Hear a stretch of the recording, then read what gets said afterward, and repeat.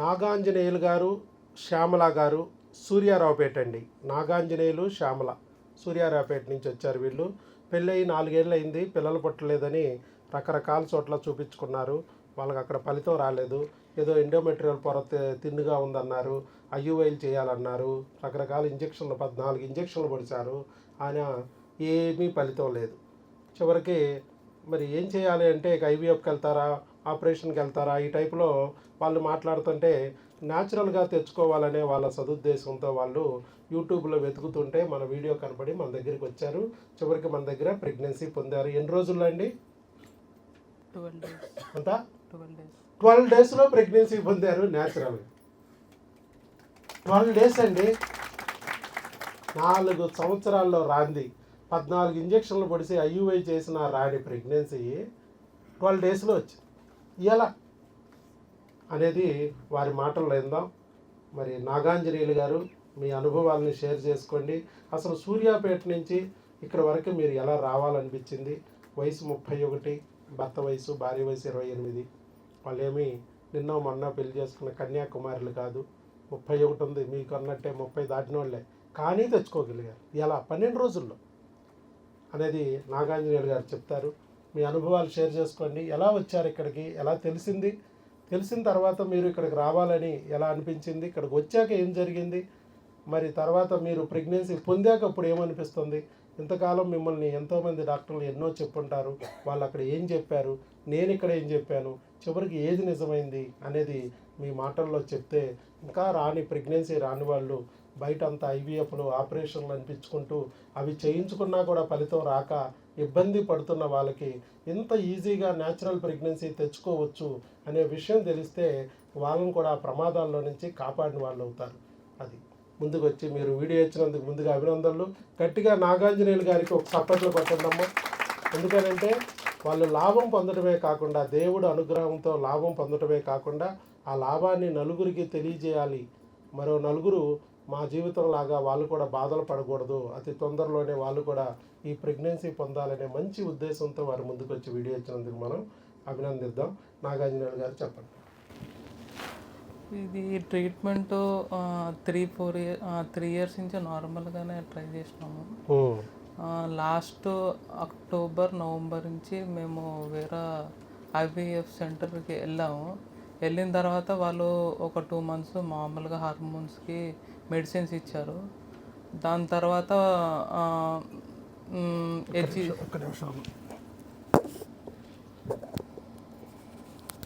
చెప్పండి.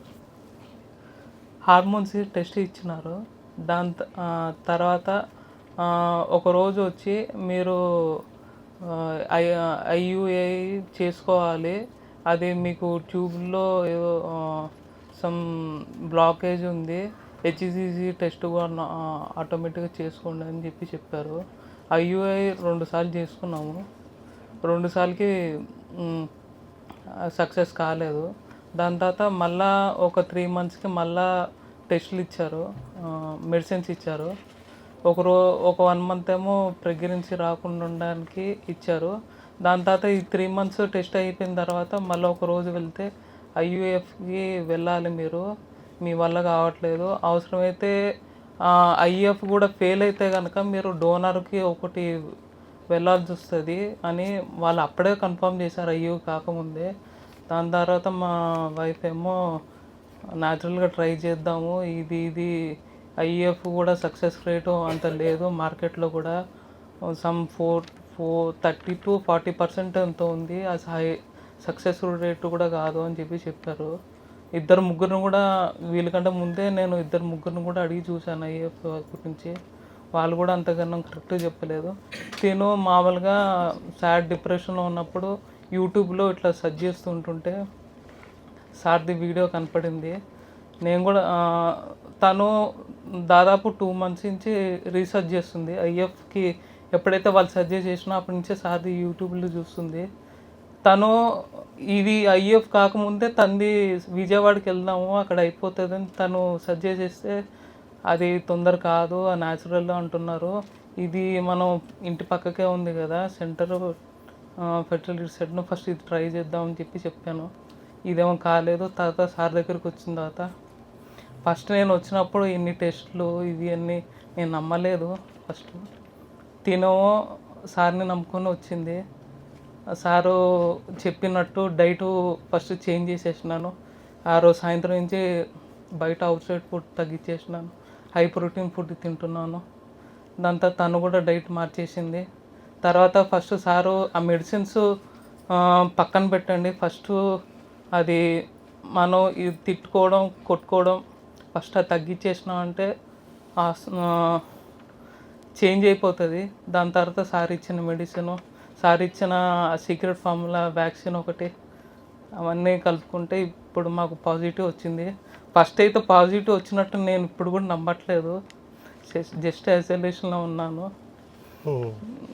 కాబట్టి ఇంకా రియాలిటీ వచ్చింది కాబట్టి నేను ఇప్పుడు అది నమ్ముతున్నాను. అంతా సార్ చేసినట్టే, సార్ చెప్పినట్టే మేము చేసినాం, మాకు వచ్చేసింది. సో ప్రెగ్నెన్సీ పాజిటివ్ రాగానే 4 సంవత్సరాల నుంచి రాని ప్రెగ్నెన్సీ పాజిటివ్ 2 గీతలు ఒక్కసారి వచ్చేటప్పటికి వాళ్ళు నమ్మలేకపోయారు. మాకు కాల్ చేశారు, టెలికాలర్స్కి కాల్ చేస్తే మా వాళ్ళు చెప్పారు ఒక బ్లడ్ టెస్ట్ చేయించుకోవాలని చెప్పాం. ఈ బ్లడ్ టెస్ట్ కూడా చేయించాము. సీరం బీటా ఐసిజీ 5 దాటాలన్నాము, 5,000 దాటిపోయింది. చక్కగా ప్రెగ్నెన్సీ పాజిటివ్ అమ్మ, 5 దాటితే చాలు అని చెప్పాము. ఇక్కడ ఎంత వచ్చింది? 5,776 వచ్చింది ప్రెగ్నెన్సీ కన్ఫామ్. మరి కన్ఫామ్ అనుకు ప్రెగ్నెన్సీ ట్యూబుల్లో వచ్చిందా గర్భసంచిలో వచ్చిందా కూడా తెలియడానికి దగ్గరలో ఉన్న స్కానింగ్ సెంటర్కి వెళ్ళండి అమ్మా. మీకు అక్కడ స్కానింగ్ తీయించుకోండి. తీసుకుంటే గర్భసంచిలో ఉందా ట్యూబుల్లో ఉందా అనేది తెలుస్తుంది. ఆ రిపోర్ట్ మాకు పెట్టండి అన్నాము. అలాగే అక్కడ తీయించుకుని ఆ రిపోర్ట్ మాకు పెట్టారు. అది గర్భసంచిలో ఉంది, ట్యూబుల్లో కాదు. Single live intra uterine pregnancy corresponding to 7 weeks 2 days, 7 వారాల 2 రోజులు గర్భసంచిలో ఉందని చెప్పి క్లియర్గా పిక్చర్స్తో సహా ఇచ్చారు. ఇది నేను చేసింది కాదు, నేను చెప్పింది కాదు. వాళ్ళ ఊర్లో వాళ్ళకి తెలిసిన చోట, వాళ్ళకి నమ్మకం ఉన్న చోట స్కానింగ్ సెంటర్కి వెళ్ళి తీయించుకున్న రిపోర్ట్స్. కానీ వాళ్ళు రావడానికి 4 సంవత్సరాలు పట్టింది. ఎప్పుడో చూసింది ఆవిడ నా వీడియో, దేవుడు ఎప్పుడో చూపించాడు. కానీ దెయ్యం ఎందుకు ఊరుకుంటుంది? రానివ్వదు కదా. దెయ్యం రానివ్వల. సందులో డాక్టర్ లేడా, గొంతులో డాక్టర్ లేడా, మన పక్కనే డాక్టర్ ఉన్నాడు, అంత దూరం ఎందుకు, ఛార్జీలు దండగ అనుకుని సందులో ఉన్న డాక్టర్ దగ్గరికి వెళ్ళారు. సందులో ఉన్న డాక్టర్ దగ్గరికి వెళ్తే ఏమన్నారు? ఐయుఐలు చేయాల్సిందే, మరి ఇంజక్షన్లు చేయాల్సిందేనని 14 ఇంజక్షన్లు చేసి ఐయుఐలు చేశారు. చేసి ఏం ఫలితం వచ్చింది? ఏమీ రాలేదు, ప్రెగ్నెన్సీ రాలేదు, ఫెయిల్డ్. మరలా చేశారు, మళ్ళా ఫెయిల్డ్. ఇక ఏం చెప్పారు? ఐవీఎఫ్లకు వెళ్ళాలి, డోనార్లకు వెళ్ళాలి అని చెప్పారు. ఐవీఎఫ్లు, డోనార్లు, అండాలు కూడా వేరే వాళ్ళకి తీసుకోవాలని చెప్పారు. చూడండి, అలాంటి స్థితిలో అమ్మాయి ఇక డిప్రెషన్ అయిపోతూ, అసలు మనం అప్పుడు వీడియో దేవుడు ఎప్పుడో చూపించాడు, మనం వెళ్దాం అనుకున్నాం, పోతే ఛార్జీలు.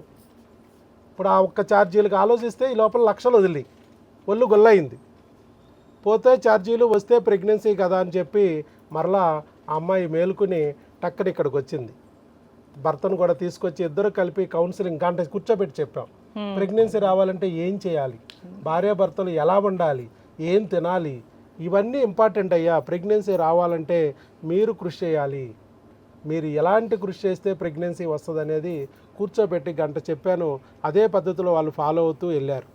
వాళ్ళకి అదే రోజు ఒక మాట చెప్పాను, ఈరోజు నేను ఒక టీకా వేస్తాను, ఈ టీకా వల్ల కూడా మీకు ప్రెగ్నెన్సీ రావచ్చు.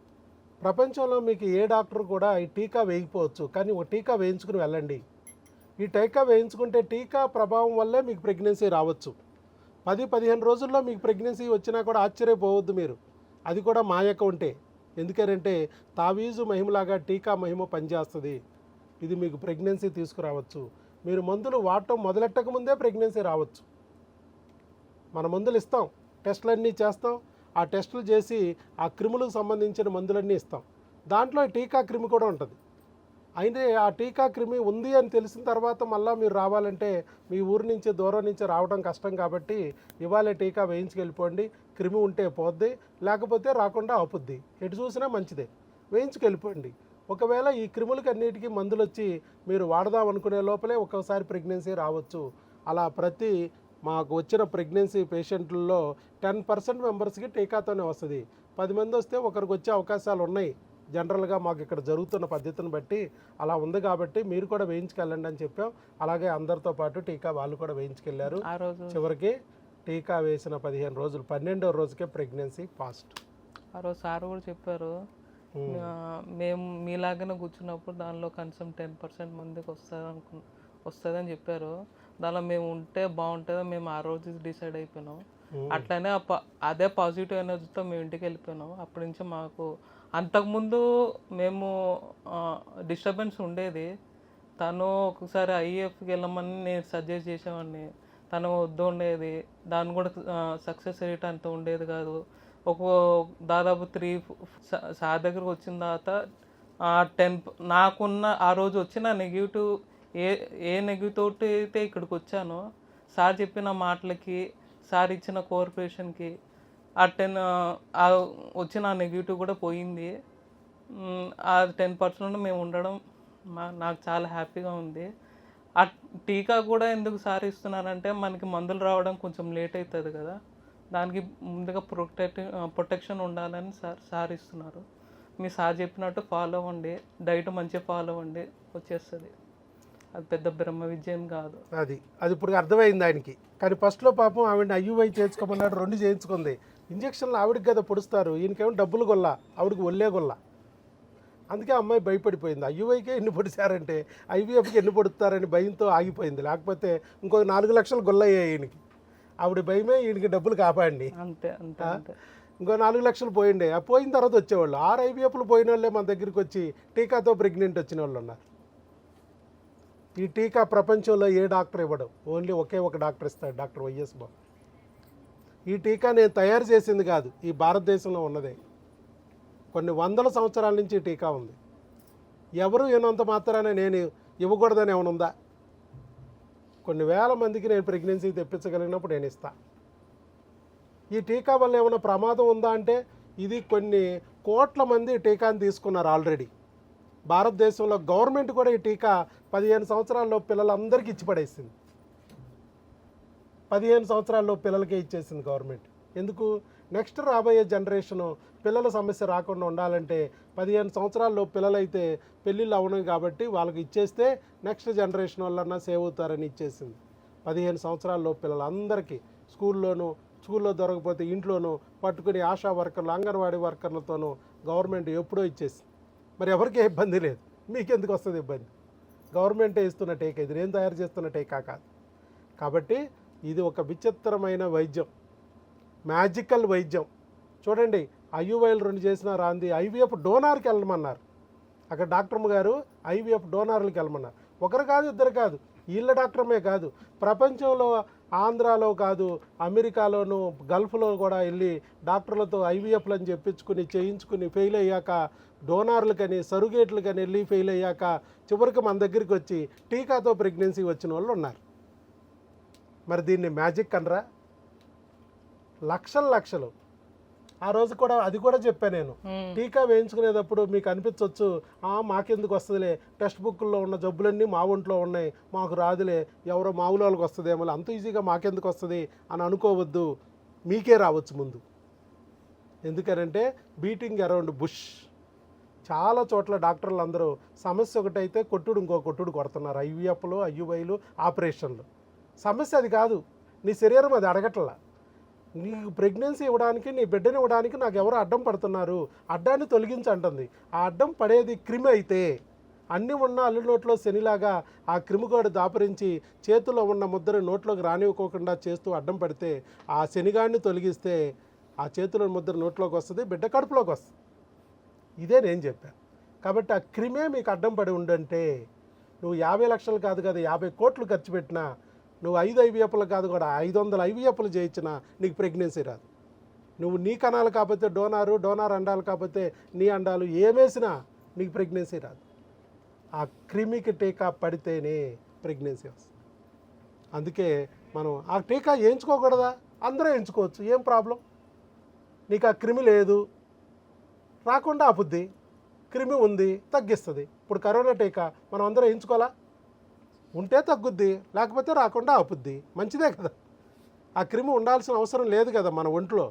అది మన ఇబ్బంది పెట్టే క్రిమి, దాన్ని తొలగించుకోవడమే మంచిది అని చెప్పి నేను వచ్చిన ప్రతి ఒక్కరికి ఆ టీకా వేసి పంపిస్తున్నాను.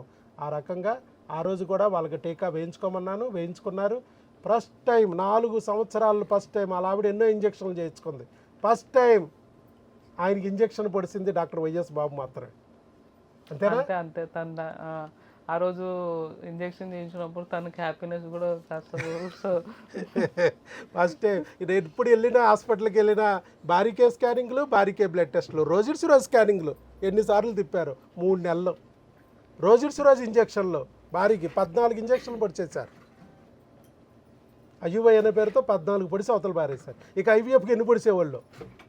పక్కన 0 వేసుకోవడమే.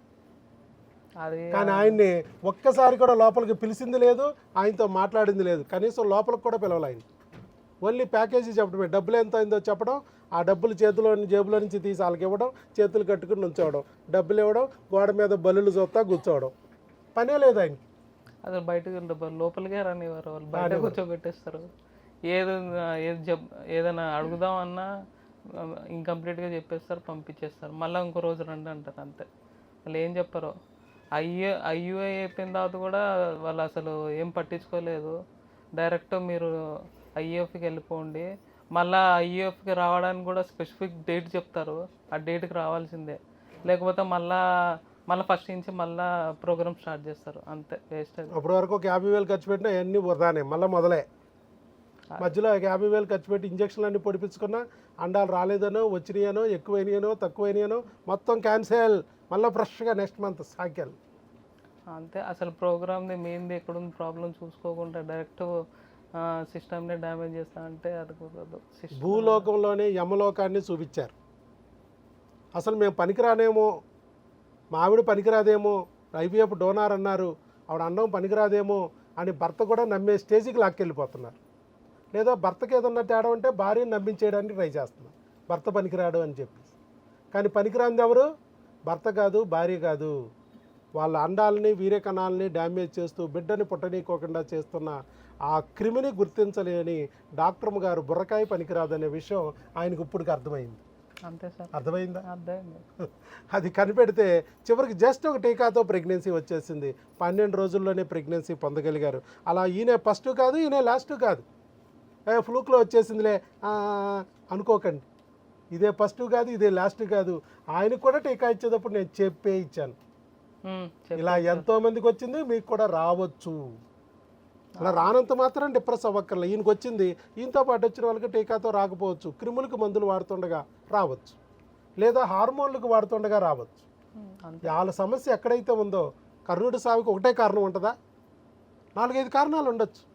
మరి 4 కారణాలు, 4 బుల్లెట్లు ఆగే వరకు కర్ణుడు బతికొండడు. 4 బుల్లెట్లు ఏ ఒక్క బుల్లెట్ వదిలేసినా అది కొట్టేస్తుంది, కర్ణుడిని చంపేస్తుంది. అందుకే ఒక్కొక్క కారణాన్ని మనం అడ్డుకుంటా వెళ్తాం. ఎక్కడైతే అన్ని సమస్యలు సాల్వ్ అయినాయో అక్కడ ప్రెగ్నెన్సీ అందుకుంటుంది. అప్పటి వరకు ఓర్పుగా ఉండాలి. అది నెలైనా, 6 నెలలైనా, 6 వారాలైనా, ఎప్పుడైనా సరే ఓర్పుగా మీ ప్రయత్నం మీరు చేస్తే ఎక్కడైనా ప్రెగ్నెన్సీ రావచ్చు అని ఆ రోజుకి చెప్పాను. క్లియర్గా అదేగా చెప్పింది. వాస్తవం తెలిసిందా? అంతే సార్. డిసిప్లైన్ ఉండాలి, సార్ చెప్పినట్టు ఫాలో అవ్వాలి, మంచి ఫుడ్ తీసుకోవాలి, సార్ ఇచ్చిన మెడిసిన్ తీసుకోవాలి, ఎక్కువ ఎవరి గురించి ఎక్కువ ఆలోచించకూడదు. అంతే, ఫ్లోలో వెళ్ళిపోతూ ఉండాలి. అంతే, డైరెక్ట్ వెళ్ళి కుండ కొడతా అంటే కుదరదు. ఏదైనా సిస్టమేటిక్గా వెళ్ళాలి.